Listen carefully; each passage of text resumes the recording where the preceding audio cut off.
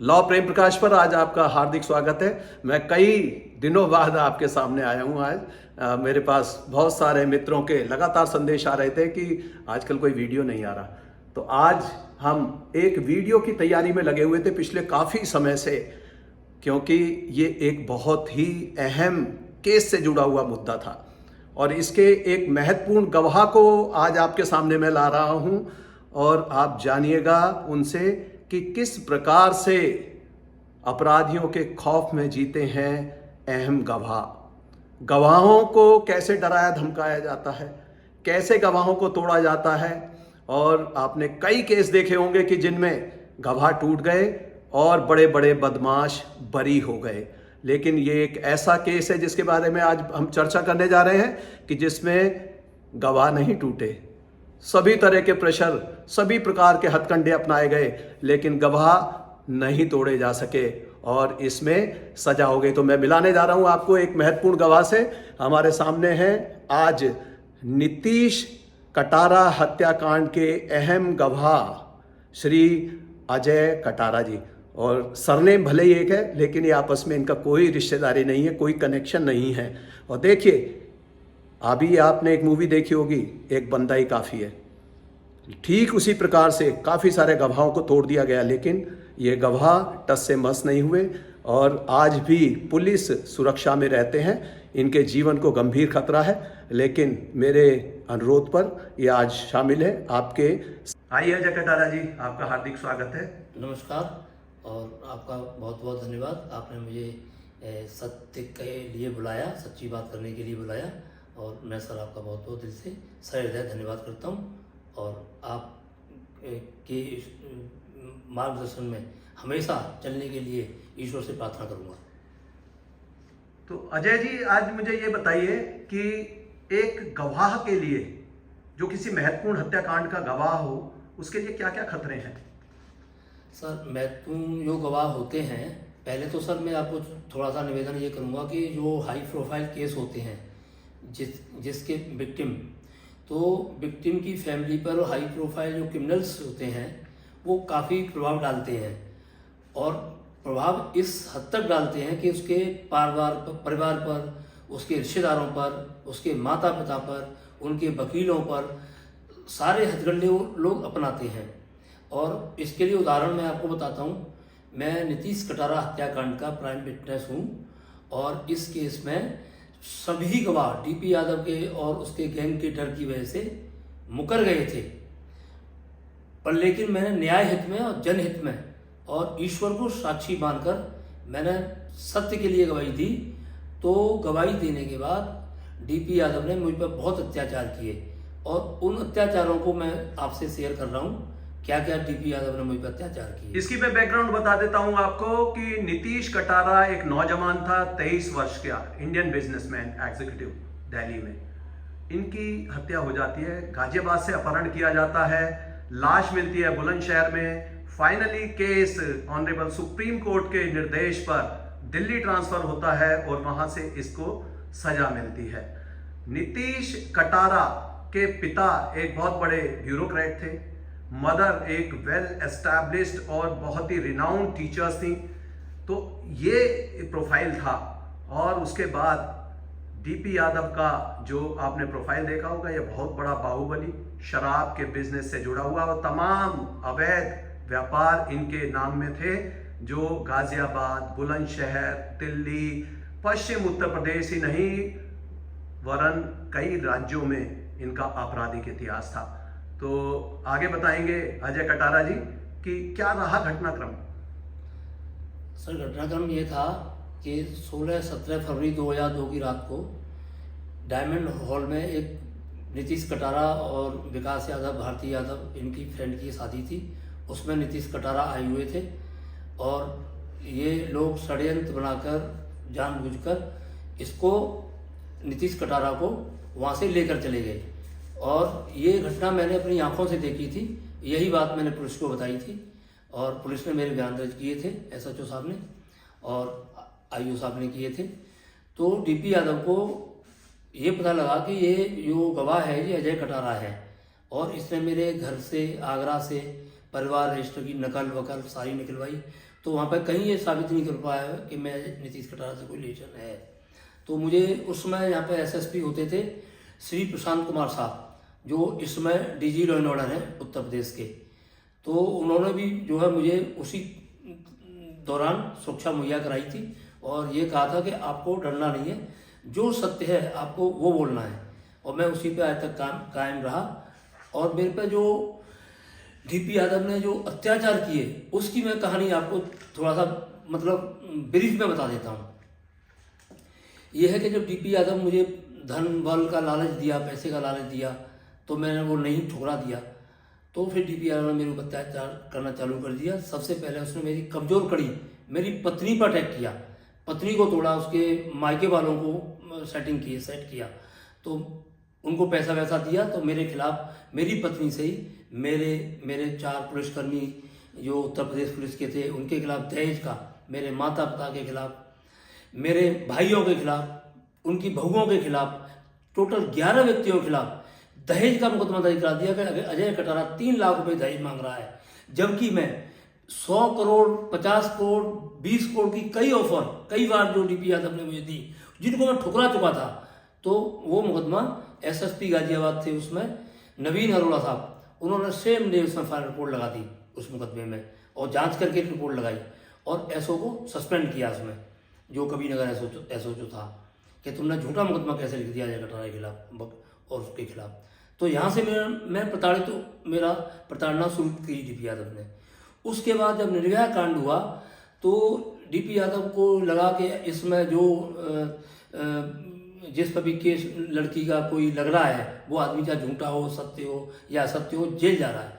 तो इसने मेरे खिलाफ थाना महरौली में झूठा मुकदमा अपनी सर्वेंट से दर्ज करा दिया 376 में। उसमें एक जानबूझ का यादव लड़का भी डाल दिया, जिससे लगेगा डीपी यादव का इसमें कोई हाथ नहीं है। वो यादव जो बिल्डर था वो गुड़गांव का था, उसको मैं जानता भी नहीं था। उसका नाम था भूपेंद्र सिंह, वो रेलवे में नौकरी करता था, उससे कोई लेन देन था डीपी यादव का।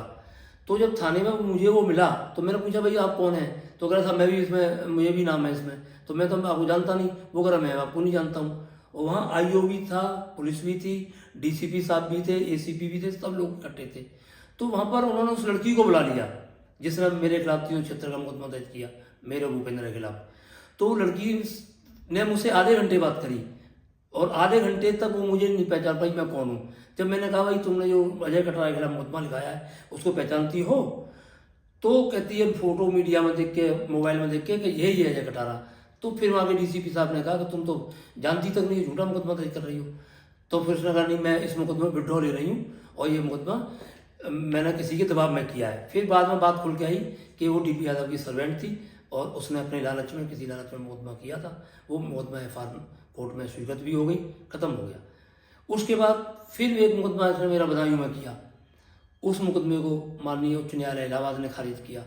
उसके बाद एक मुकदमा इसने बुलंदशहर में किया, वही रेप का किया। उस मुकदमे में उसमें वहाँ जो डीआईजी थे के सत्यनारायण मेरठ में, उन्होंने गहराई से जांच कराई और मेरा लोकेशन, मेरे सिक्योरिटी वालों का लोकेशन, गनर का लोकेशन निकाला, उस महिला का लोकेशन निकाला। तो पता चला वो महिला कभी गाजियाबाद आई ही नहीं है और मेरा लोकेशन उस घटना के दिन दिल्ली में था मेरे गनर के साथ, मेरे ड्राइवर के साथ। तो फिर वो महिला 3-4 महीने तक थाने नहीं आई। तो उसे कासगंज से जाके ढूंढा गया, तब उसने बताया कि ये मुकदमा मैं अजय कटारा को नहीं जानती, मेरे पास तो डीपी यादव के लोग आए थे, उन्होंने मुझसे कागज पर साइन कराई और 156(3) में माननीय न्यायालय से मुकदमा दर्ज कराया था। मुझे नहीं पता है कि कौन अजय कटारा, मेरे साथ कुछ नहीं हुआ। तो वो मुकदमा खत्म हुआ। इस तरह से प्रताड़ित उन्होंने मुझे किया। पर लेकिन मैंने कितनी प्रताड़ना झेली ये मैं जानता हूँ और मैं कितना डर के साए में रहता हूँ। 9 बार मेरे ऊपर जानलेवा हमला हुआ है। कितना बार? 9 बार। और 3 बार तो मेरे पर गोली चली है और जो कि मेरी बुलेट प्रूफ जैकेट में लगी है और वो बुलेट प्रूफ जैकेट मेरी आज भी थाने में दाखिल है। और एक बार मेरी गाड़ी से एक्सीडेंट करके मुझे मारा गया है, मारने का प्रयास किया है। ट्रक मेरी गाड़ी में टक्कर मारता है रात को और ट्रक वाला डंपर होता है और वो बिना नंबर का प्लेट का डंपर होता है और बाद में पुलिस जांच करती है तो वो डीपी यादव के लोग उसमें निकलते हैं। तो इस तरह से मेरे ऊपर अत्याचार हुए और मैं आज तक नहीं टूटा और न्याय के साथ खड़ा हूँ। और मैं इतना चाहता हूँ कि अगर पुलिस अफसर का वास्तव में सहयोग गवाह पर है तो गवाह के हौसले बुलंद होते हैं। अगर पुलिस अफसर या पुलिस अधिकारी गवाह की बात को नहीं सुनते हैं तो मैं नहीं समझता कोई भी गवाह कोर्ट में सत्य गवाही दे पाएगा। और ये देश के लिए और न्याय के लिए बहुत खराब बात है। तो इसलिए मेरा कहना यह है कि पुलिस के अधिकारी प्रेम प्रकाश साहब जैसे और प्रशांत कुमार साहब जैसे होने चाहिए, जो गवाह को सत्य के लिए प्रेरित करें और सत्य का लिए वो मुझे तो प्रेम प्रकाश साहब ने ये भी कहा था, जब तक मैं जीवित हूँ तब तक आपका कोई बदमाश कुछ नहीं बिगाड़ पाएगा, क्योंकि आप सत्य का काम कर रहे हो और मैं आपके लिए हर जगह से बात करूंगा अगर आप सत्य पे खड़े रहोगे तो। आपने देखा होगा कि पुलिस प्रोटेक्शन में भी बहुत सारे अहम गवाहों की, ऐसे कई अपराधियों की जो पहले किसी हत्याकांड में रहे हो उनकी भी हत्या हो जाती है, और कई सारे मामले में आपको गिनाऊंगा और उस पर आपका रिएक्शन चाहूंगा। जैसे रविंद्र भूरा कोर्ट नंबर 13 में आता है 17 अक्टूबर 2006 को। वैन से निकलते ही अदालत में गोलियां चलनी शुरू हो जाती हैं और उसके बाद इसमें कई लोग मारे जाते हैं, जिसमें पुलिसकर्मी भी शामिल थे, और इसमें नाम आता है अजय जडेजा गिरोह का। अजय जडेजा का कहना था, जब वो बाद में गिरफ्तार हुआ, मैंने भी उसका इंटरोगेशन किया था इसके बाद में, इस केस के बाद में उसको पकड़ा गया था, असम में पकड़ा गया, जब मेरठ लाया गया तो उसने बताया कि धर्मा गुरु पर गोली चलाने में रविंद्र भूरा का हाथ था। इसलिए 50 राउंड से ज्यादा गोलियां चली गई और 50 मिनट तक पूरी कोर्ट हिल गई थी तड़ातड़ गोलियों से। 10 फरवरी 1997 में पूर्व ऊर्जा मंत्री बीजेपी के नेता श्री ब्रह्मदत्त द्विवेदी, इनकी हत्या हो जाती है। संजीव जीवा उर्फ माहेश्वरी इसका नाम आता है, जिसका अभी आपने देखा होगा लखनऊ कोर्ट में हत्या होती है, जो वकील का वेश धारण करके उसमें लोगों ने उसकी हत्या कर दी। हापुड़ की कोर्ट के बाहर लाखन सिंह की हत्या हो जाती है, लखनपाल हरियाणा, 16 अगस्त 2022 को। इसमें 4 बदमाश आते हैं और 20 राउंड फायर करते हैं। इसमें नाम आया अक्यूज्ड मनोज भाटी का, बाद में उसका भी पुलिस एनकाउंटर हो जाता है। मुजफ्फरनगर में विक्की त्यागी हत्याकांड हुआ और इसमें ये शार्प शूटर था, विक्की त्यागी भी हालांकि, लेकिन इसमें भी 12 गोलियां चलाई गई थी 16 फरवरी 2015 को।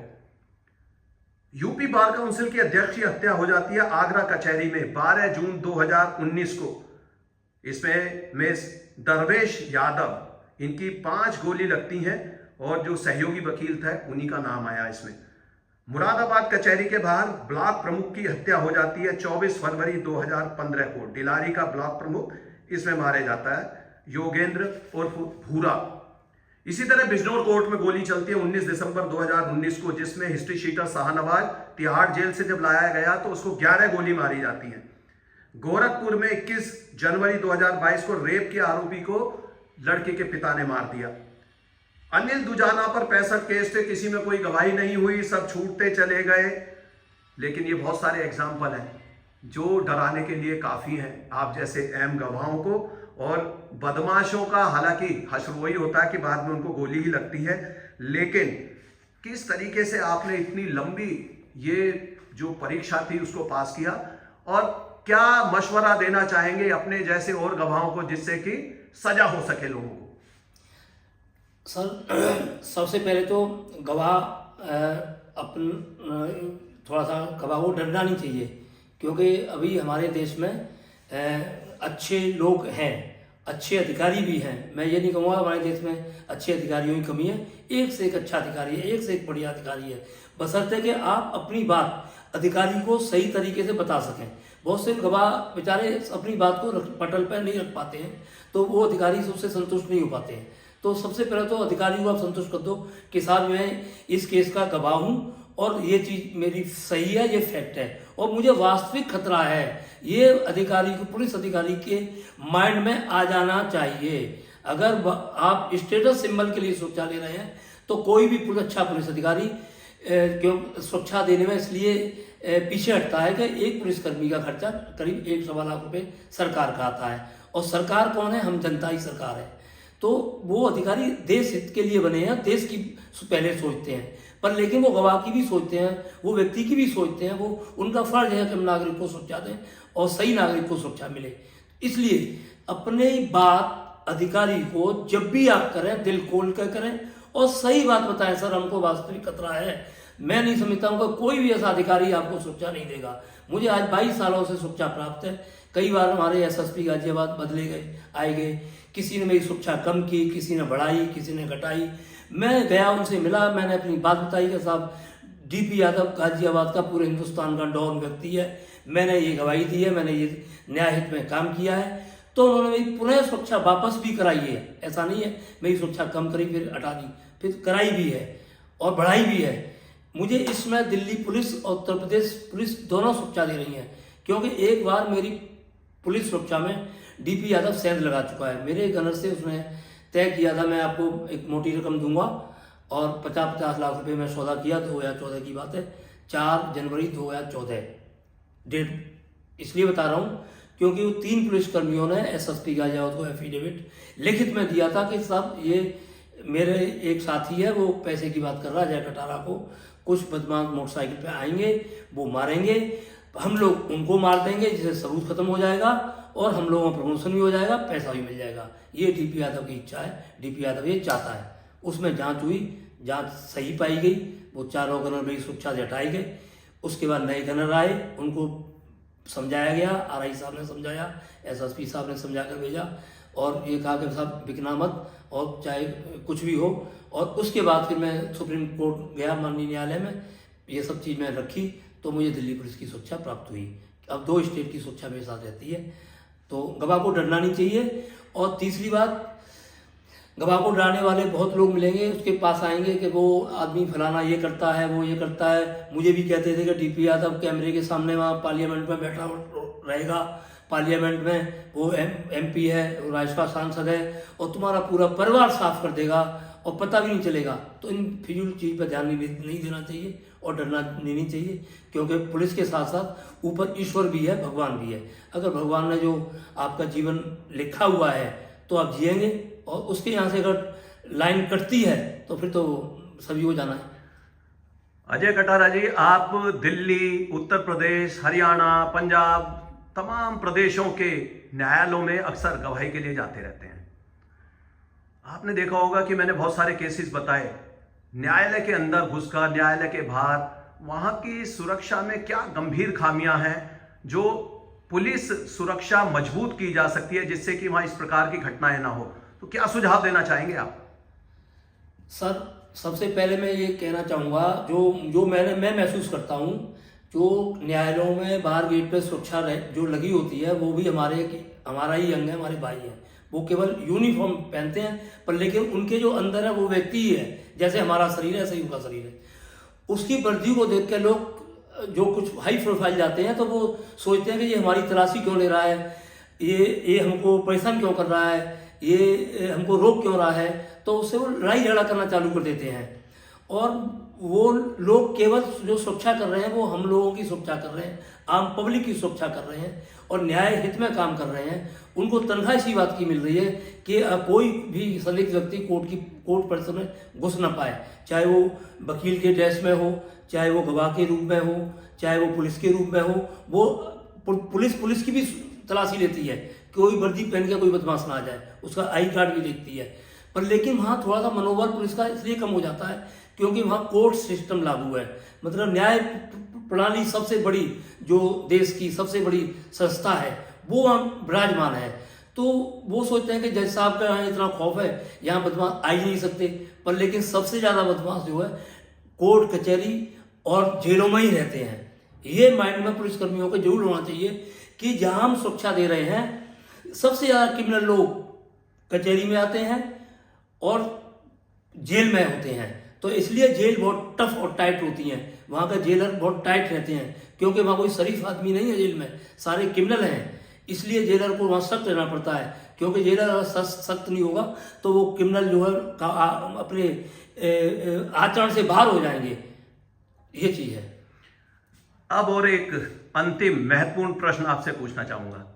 आपने बड़े सारे उतार चढ़ाव देखे हैं उत्तर प्रदेश में। 17 फरवरी 2002 के बाद कई सरकारें आई, कई दलों की सरकारें बनी, कई मुख्यमंत्री चेंज हुए।